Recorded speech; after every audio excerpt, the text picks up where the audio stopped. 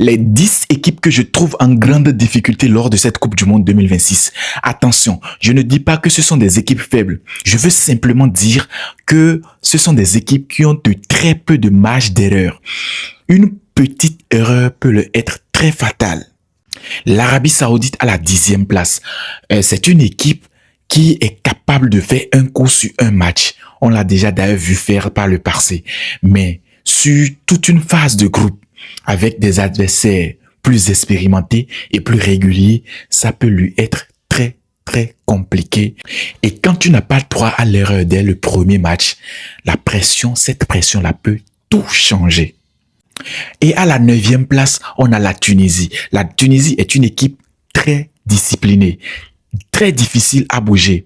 Mais dans un groupe avec les Pays-Bas, le Japon et la Suède, il faudra beaucoup plus que la solidité défensive. Le problème, c'est surtout la capacité de marquer dans les grands rendez-vous. Parce qu'au mondial, bien défendre ne suffit pas toujours.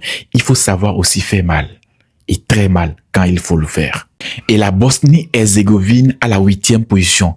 La Bosnie a du talent, mais dans un groupe où la Suisse est une équipe très structurée, où le Canada jouera presque à domicile, elle peut se retrouver très vite coincée.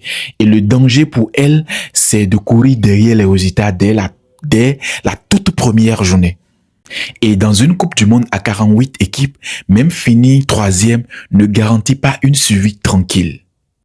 L'Ouzbékistan à la 7e place.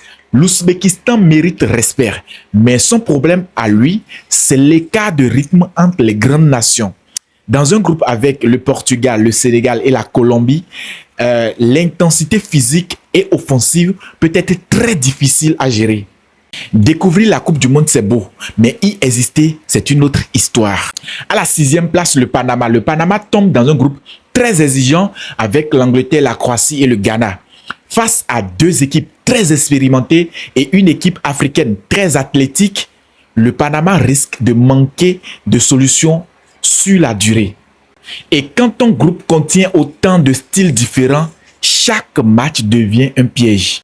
Et à la 5e place, je mets l'Irak. Il peut être courageux, mais son groupe est presque injouable pour lui, selon moi. Parce que il y a la France, le Sénégal et la Norvège. Entre la puissance collective du Sénégal, le niveau de la France et le danger offensif norvégien, pour moi, l'Irak devra quasiment réaliser un exploit pour exister dans ce groupe.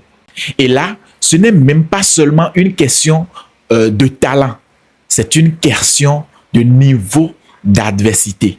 À la 4e place, je mets la Jordanie. Elle a très bien progressé ces dernières années, mais elle est tombée dans un groupe très lourd pour lui, aux côtés de l'Argentine, de l'Algérie et de l'Autriche.